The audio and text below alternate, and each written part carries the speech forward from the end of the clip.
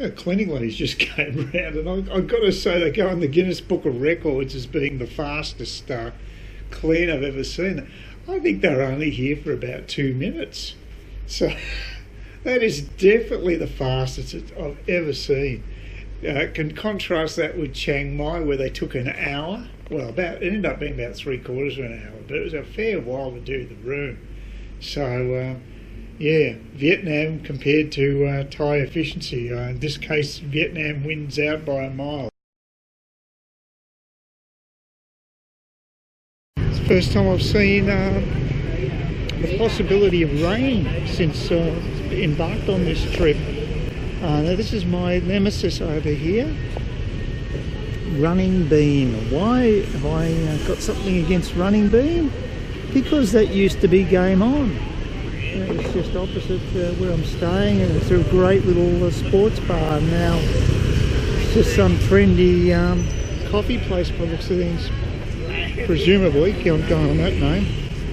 So not impressed. But like I said, a bit of grey sky here, so I'm going to go and change some money at Ben Thanh.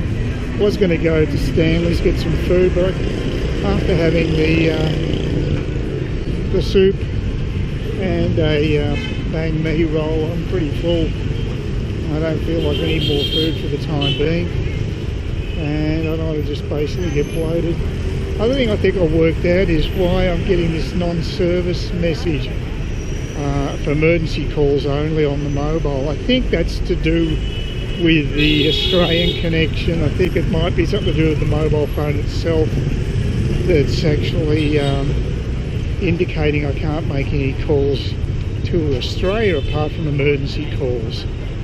I'm only guessing because I know I did send an SMS to Khan, and she responded, so she got it okay. So obviously it at least worked for one SMS. It was going to work for one SMS. It should work for a number of SMSs. It should be an allowance of about an hour of phone calls, I would have thought.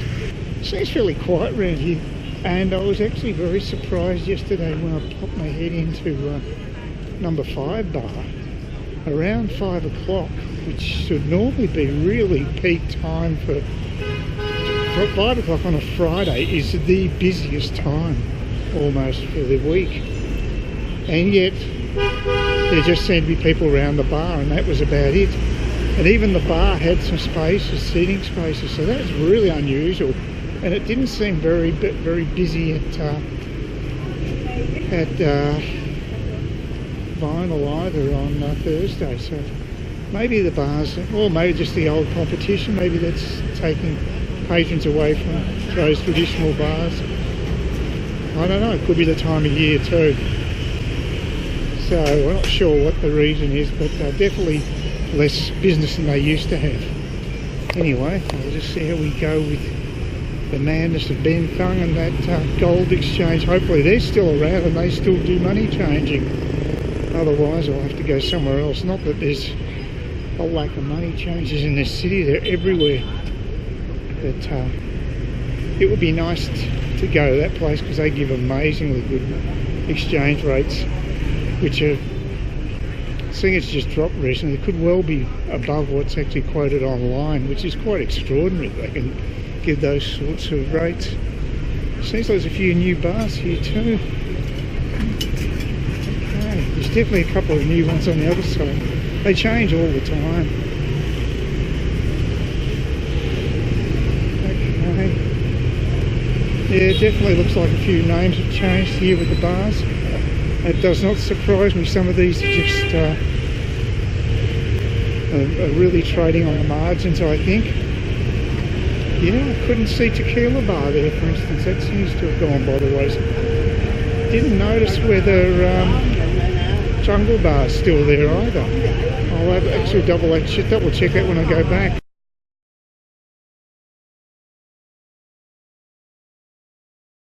Yeah, the new metro thing is taking more of a toll on space. This area now is all divided. I had to walk all along a barrier from Pasteur basically down to here to Ben Thanh, so it's quite, yeah, it's divided the city again. So So the downtown area is okay, although this is actually, you can see how far it spreads. It goes right down to Pasteur. This is all new, and the traffic is way down in this area compared to what it normally would be. So to this stage, God knows what those silos are, red silo things. But obviously progress is being made, but they are building it very slowly, and apparently the Japanese partners are getting pretty pissed off. But they desperately do need a metro. Now that seems, I think that's being built to replace the, actually it's a lot better than the original one, which is pretty grotty. But this bus station's been built to make up for the other one. They even got lights there, so yeah, it's a big improvement on what they had. I guess they figured there's no point doing up the old one. They knew it was going to go. But that bus stop looks a hell of a lot better than the one they used to have. I think they've even got ramps for the disabled. It's unbelievable here. Yeah, that is quite extraordinary. Yeah, they have. That's a first. I have not seen that over here. That is all new. Yeah, no, this is done in the year that I left. Since the year I was here last, it's all been built in that time. But obviously they had to build up another lot of bus infrastructure to make up for the fact that the old bus depot been taken over by the metro construction. Yeah, so things are changing. And I say not for the better in my case a lot of these times. Game On is a great little event. It was a great venue. I really liked it. You could sit outside and have a beer, which is not that easy to do, especially in a cheap place like that. And it was just literally across the road from the hotel I'm staying at, so it was fantastically convenient, but is no more, and presumably won't be in as good a location when it reopens. Well, you know, won't be in the same location. You never know, they might find a fantastic location. I mean, it's a really good sports bar. I much prefer it to Fatty's. Fatty's is a bit too industrial and clinical for my liking. And the staff aren't that friendly. There's definitely a better experience at Game On. So it's a bit of a blow to the expat community not having that place. And unfortunately, Heinz didn't have the cricket on yesterday in number 5 bar. You know, being German squizzy, he know nothing about cricket, and but he does have Australian rules on. He will do requests, obviously. I suppose if you requested, he might have put it on, but I just didn't feel like drinking. So I think I'll be better tonight. I needed a night off from the grog. That's the medication, but I just can't hack the same amount of grog I've been having. Oh, for God's sake, what is that going to really help you get from point A to point B, beeping your horn roasted? Just ridiculous mentality. Yeah, I don't know if it's going to rain or not. It's threatening. It could do. I better check and see what's happening down in Cairns. It is down in Cairns. It's strange to think to refer to Cairns as down, but it is. It's in the southern hemisphere, so it's down. And they've had so much rain, I better just check what the latest is. Well, I haven't received any messages from the body corporate about my place being awash, so hopefully it's still intact. But you never know when you're living in the tropics. One thing I've got to get is some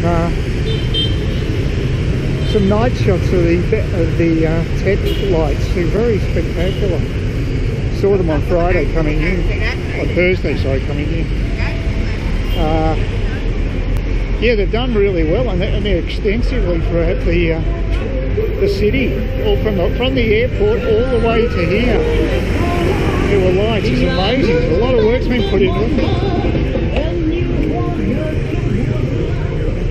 Oh, God. Asian pop. Yuck.